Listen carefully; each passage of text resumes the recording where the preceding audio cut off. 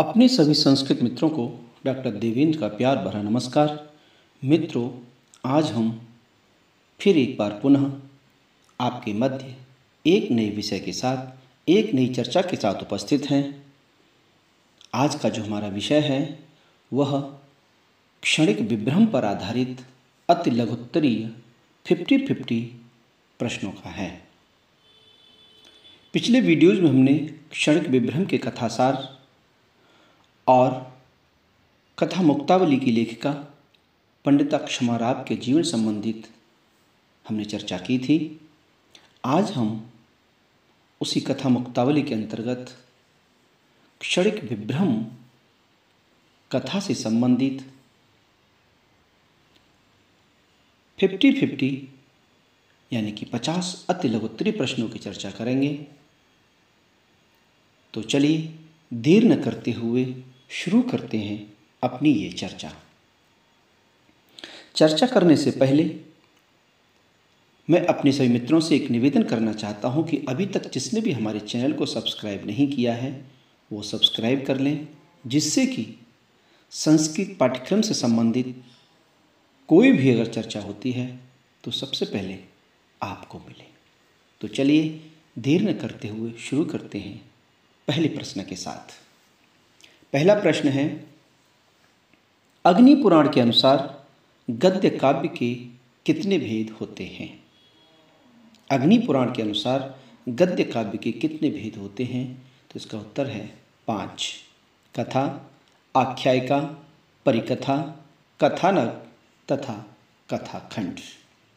ये काव्य के भेद हैं गद्य काव्य के। दूसरा प्रश्न है, आख्यायिका की कथा वस्तु किस पर आधारित होती है? आख्या की कथा वस्तु किस पर आधारित होती है? तो उत्तर है ऐतिहासिक तथ्य एवं यथार्थ पर। अर्थात जो आख्यायिका है, इतिहास प्रसिद्ध कोई कहानी है, कोई तथ्य है, यानी कि वास्तविक घटना पर आधारित जो कथा होती है उसे आख्यायिका कहते हैं, उसकी कथा वस्तु होती है। तीसरा प्रश्न है, कथा की कथा वस्तु किस पर आधारित होती है? तो इसका उत्तर है पूर्णतः कवि कल्पना पर। यानी कि कथा की अगर कोई भी कथा वस्तु है, कोई भी कहानी है, तो वो पूरी की पूरी कहानी केवल कवि की कल्पना पर ही आधारित होती है। अर्थात मनगढ़ंत जिसको कहा जा सकता है कि वह केवल कवि की कल्पना पर ही आधारित होती है। नेक्स्ट प्रश्न, आगे प्रश्न है, कथा साहित्य का मूल किसे माना जाता है? तो इसका उत्तर है ऋग्वेद को, क्योंकि जो ऋग्वेद में संवाद सूक्त हैं, उन सूक्तों में कथाओं के बीज हमें प्राप्त होते हैं। अर्थात ऋग्वेद को ही कथा साहित्य का मूल ग्रंथ माना जाता है। आगे प्रश्न है, रामायण तथा महाभारत में किस प्रकार की कथाओं का उल्लेख प्राप्त होता है? जो रामायण है आदि काव्य है, उसके बाद महाभारत काव्य है, महाकाव्य है, इनमें जो कथाएं आई हुई हैं वो कथाएं किस प्रकार की हैं? तो इसके उत्तर में है रामायण में नीति कथा तथा महाभारत में लोक कथाओं का। यानी कि जो हमें उल्लेख प्राप्त होता है, नीति कथाएं रामायण में प्राप्त होती हैं और लोक कथाएं महाभारत में प्राप्त होती हैं। आगे प्रश्न है, शांति पर्व में कुल कितनी कथाएं हैं? शांति पर्व मतलब महाभारत में जो शांति पर्व है उसमें कुल कितनी कथाएं आती हैं? तो इसका उत्तर है 12 कथाएं। शांति पर्व में 12 कथाएं हैं। आगे प्रश्न है, शकुंतलोपाख्यान एवं नलोपाख्यान कथाएं किस पर्व से हैं? जिन पर बहुत सारे कवियों ने बहुत सारे अपने नाटक काव्य लिखे हैं, ऐसे जो आख्यान हैं, चाहे वो शकुंतलोपाख्यान हो और नलोपाख्यान हो, ये किस पर्व से हैं इनकी कथाएं? तो उसके उत्तर है आदि पर्व। आगे प्रश्न है, गुड़ाढ्य की बृहत कथा किस भाषा में लिखित है? जो गुणाढ़ ने बृहद कथा लिखी है वो किस भाषा में है? तो इसका उत्तर होगा पैशाची भाषा में। पैशाची भाषा में गुणाढ़ ने अपनी बृहद कथा को लिखा है।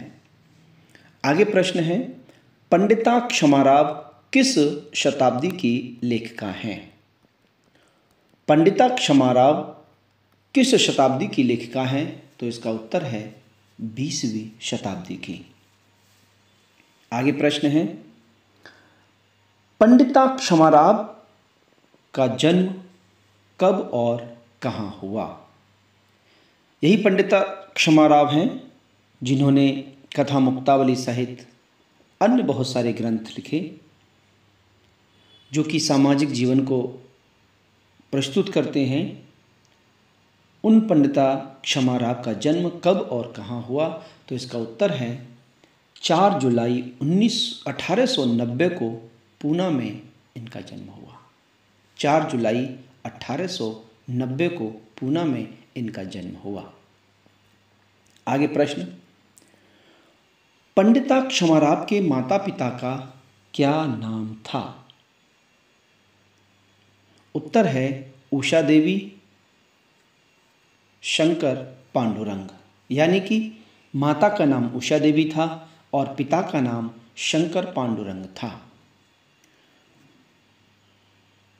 बीए द्वितीय वर्ष के छात्र छात्राएं विशेष रूप से उनके लिए बड़ा उपयोगी सिद्ध होंगे ये प्रश्न।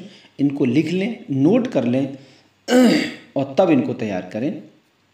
आगे प्रश्न है, पंडिता क्षमाराव कितने भाई बहन थे? तो इसका उत्तर होगा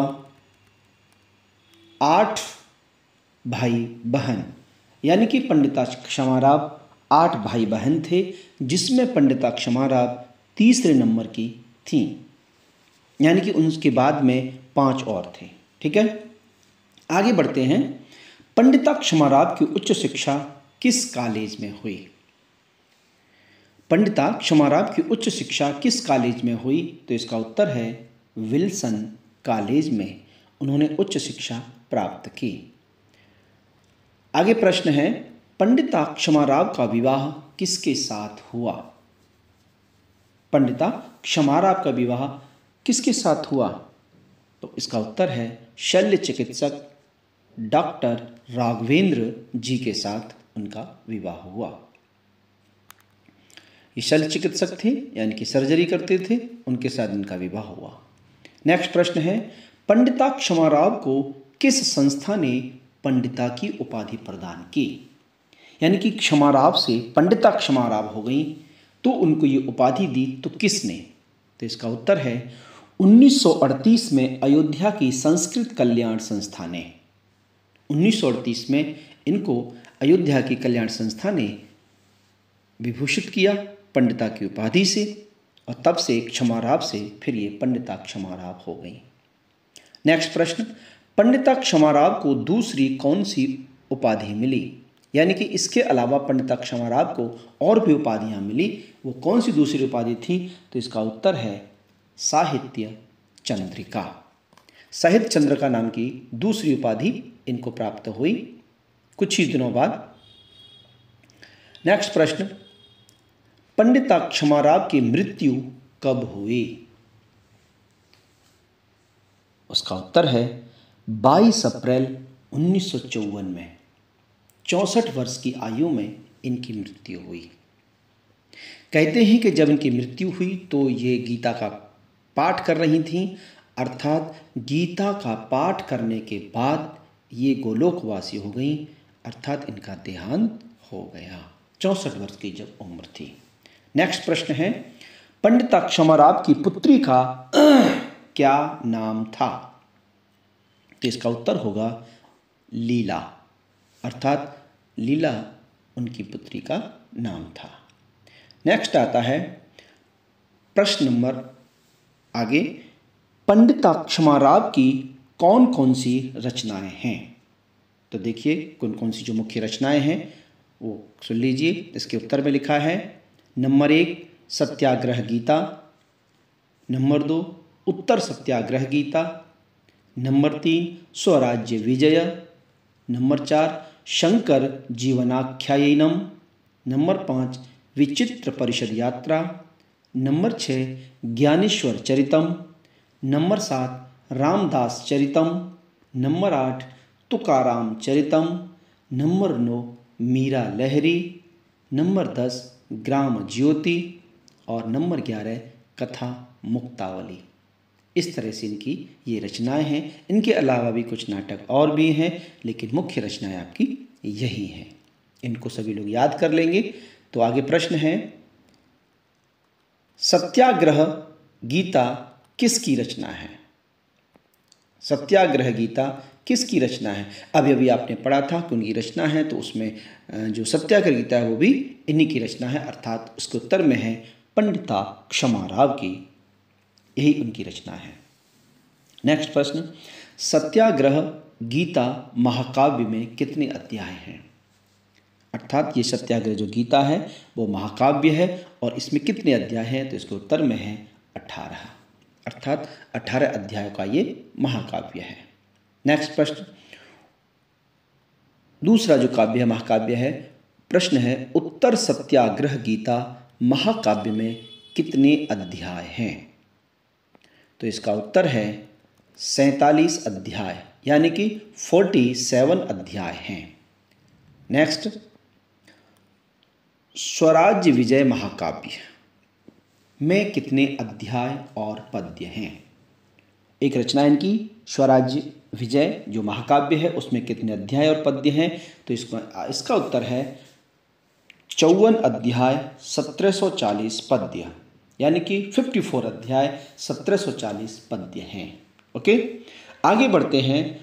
नेक्स्ट क्वेश्चन है, शंकर जीवनाख्यायिनम कितने उल्लास और श्लोक हैं? शंकर जीवनाख्यायिनम में कितने उल्लास और श्लोक हैं? इसका उत्तर है 17 उल्लास 840 श्लोक। नेक्स्ट प्रश्न है, ज्ञानेश्वर चरितम महाकाव्य में कितने सर्ग और श्लोक हैं? महाकाव्य इनका है ज्ञानेश्वर चरितम महाकाव्य में कितने सर्ग और श्लोक हैं? इसका उत्तर है 8 सर्ग 406 श्लोक हैं। नेक्स्ट प्रश्न, रामदास चरितम महाकाव्य में कितने सर्ग और श्लोक हैं? रामदास चरितम महाकाव्य में कितने सर्ग और श्लोक हैं? तो इसका उत्तर है 13 सर्ग 618 पद्य हैं, यानी कि 618 श्लोक हैं। आगे प्रश्न आता है, मीरा लहरी महाकाव्य किस विधा की रचना है? एक इनका काव्य और है मीरा लहरी, वो किस विधा की रचना है? वो महाकाव्य है कि नाटक है, क्या है कि खंड काव्य है? तो इसके उत्तर में लिखा है खंड काव्य, अर्थात मीरा लहरी जो रचना है वह खंड काव्य है। आगे प्रश्न है, ग्राम ज्योति कहानी संग्रह में कितनी कहानियों का संग्रह है? ग्राम ज्योति कहानी संग्रह में कितनी कहानियों का संग्रह है? तो इसके उत्तर में है 3 कहानियाँ। उसमें 3 कहानियाँ हैं, कौन कौन सी? रेवाया कथा, कटु विपाका और वीरभा, ये 3 कहानियाँ हैं। नेक्स्ट प्रश्न, कथा पंचकम में कितनी कथाओं का संग्रह है? एक इनकी रचना है कथा पंचकम, कितनी कथा पंचकम में कितनी कथाओं का संग्रह? जैसा कि इसके प्रश्न नहीं पता चल रहा है, कथा पंचकम उत्तर होगा 5। कौन कौन सी हैं? बालकोद्वाह संकटम, नंबर 2 गिरिजायाः प्रतिज्ञा, नंबर 3 हरिसिंह, नंबर 4 दंतकेयूरम, नंबर 5 असूयिनी। ये कथा पंचकम में 5 कथाओं का संग्रह है। आगे प्रश्न आता है, ये जो संग्रह कथा पंचकम से संबंधित है प्रश्न क्या है? कथा पंचकम कथा संग्रह का प्रकाशन कब हुआ? ये जो कथा संग्रह है कथा पंचकम, उसका प्रकाशन कब हुआ? तो इसका उत्तर है 1933 में, यानी कि 1933 में इसका प्रकाशन हुआ।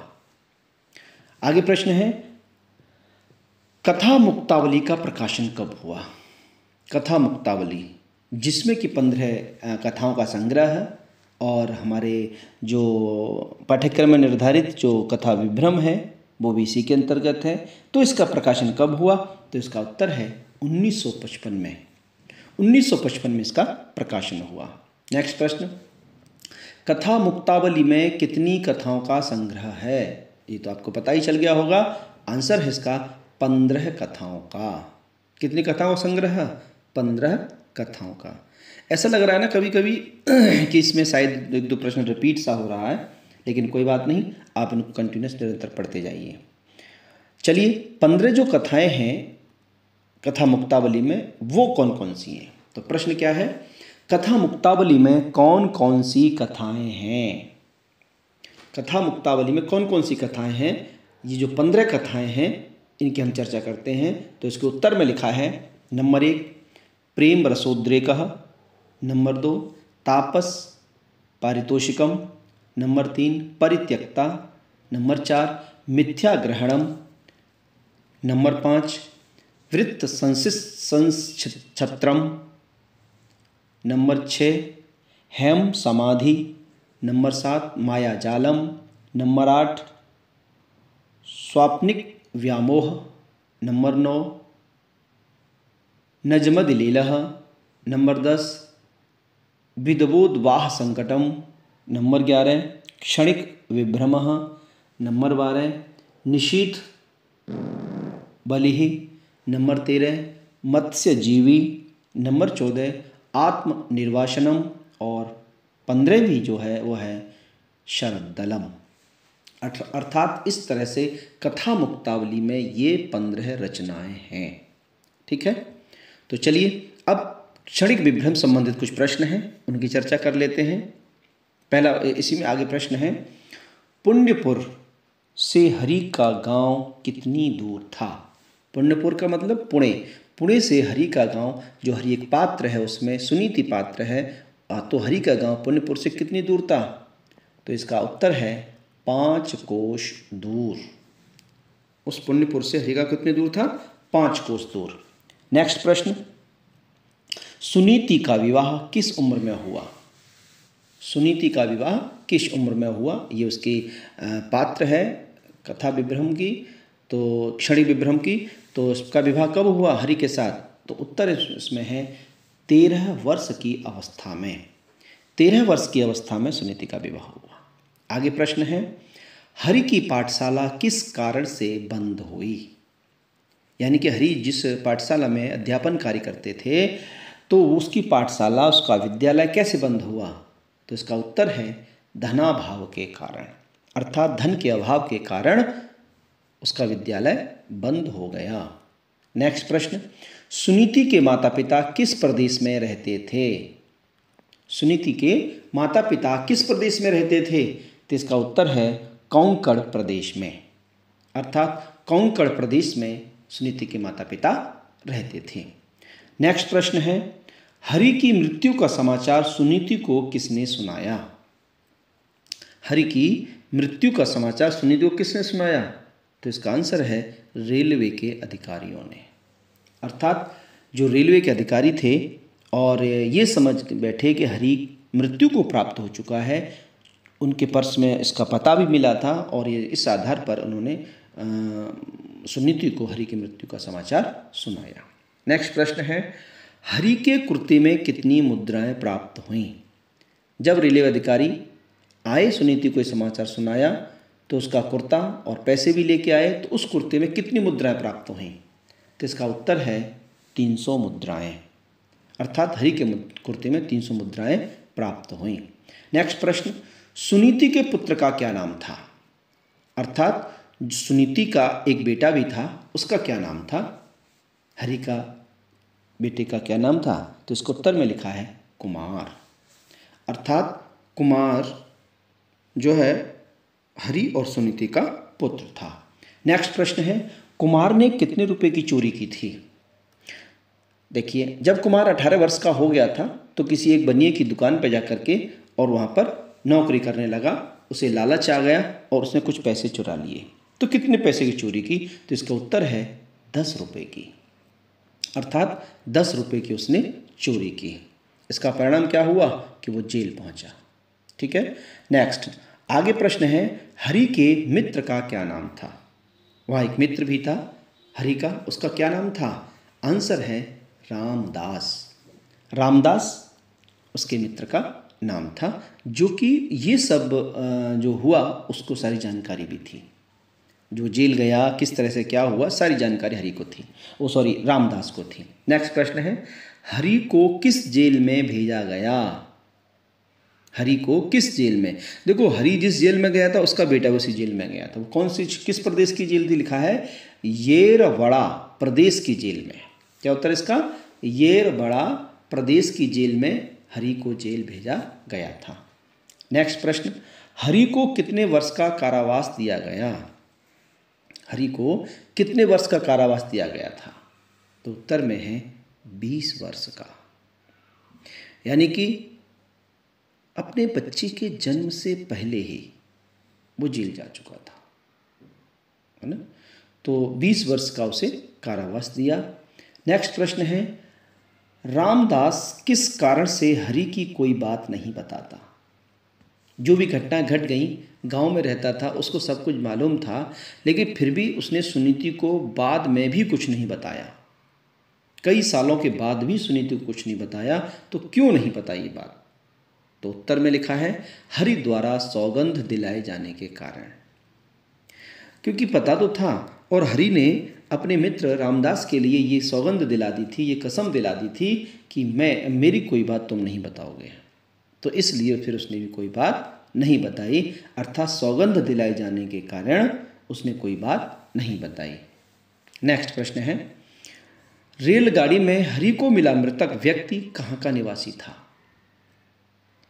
यानी कि जब हरि नौकरी के लिए शहर जा रहा था तो ट्रेन में एक व्यक्ति मिला, जो मृत था वो कहाँ का व्यक्ति था? तो आंसर है इसका उत्तर है पंजाब का किसान था वो। क्योंकि उस पर पते लिखा हुआ था, जो उसका पर्स था उसमें जो पर्चा मिला था उसमें एड्रेस लिखा हुआ था, वो व्यक्ति पंजाब का रहने वाला था, एक किसान था। आगे प्रश्न है, सुनीति और कुमार प्रायश्चित विधान को संपन्न कर कितने घंटे में लौटे? यानी कि जब कुमार और सुनीति यानी कि माता और पुत्र मंदिर गए थे प्रायश्चित विधान करने के लिए, तब तक घर लौटने तक उन्हें कितना वक्त लगा था, कितना समय लगा था? तो इसका आंसर है 2 घंटे में। अर्थात 2 घंटे में वो लौटा था, और तब तक उसका पिता वहाँ रामदास के साथ रहता है, और जब उसकी माँ वो आते हैं तब क्या होता है, देखिए आगे प्रश्न है, हरि को जीवित देखकर सुनीति की क्या दशा होती है? जब उसको ये पता सुनीति को कि उसका पति जीवित है, भाई रामदास ने पहले तो नहीं बताया था। जब कुमार, उसका मित्रता हो गई थी जेल में, जब कुमार घर पे था और पीछे पीछे रामदास भी उसका पिता हरि भी आ गया, तो उसने रामदास ने हरि के बारे में सारी कहानी बता दी, हरि ने भी बता दी क्या घटना घटी थी। तो उसके अपनी माँ को दिखाना चाहता था। जैसे ही माँ मंदिर से लौटी, उसने कहा माता आओ, मैं तुम्हें किसी से मिलवाता हूँ। और जैसे ही वो हरि को देखती है तो उसकी क्या दशा होती है? तो आंसर है मूर्छित हो जाती है, क्षणिक विभ्रम, भय और व्याकुलता एक साथ उत्पन्न होते हैं उसको, और वो मूर्छित हो जाती है। आगे प्रश्न है, अंतिम प्रश्न है, क्षणिक विभ्रम कथा के नायक नायिका कौन है? क्षणिक विभ्रम कथा के नायक नायिका कौन है? इसके कथा के नायक नायिका हैं हरि और सुनीति। यानी कि हरि इस कथा का नायक है और सुनीति इस कथा की नायिका है। ठीक है ना? तो ये 50 प्रश्न थे, ये 50-50 श्रृंखला में ये 50 प्रश्न, और उम्मीद करता हूँ सभी छात्र छात्राएं इन 50 प्रश्नों को अच्छे से याद करेंगे। परीक्षा में ये प्रश्न सहयोगी सिद्ध होंगे। इसी आशा के साथ मैं आप सभी से विदा लेता हूँ। अगले वीडियोस में हम लोग फिर मुलाकात होती है, फिर बात होती है एक नए विषय के साथ, एक नई चर्चा के साथ। तब तक के लिए सभी अपने संस्कृत अनुरागियों के लिए नमस्कार, धन्यवाद। भारत माता की जय।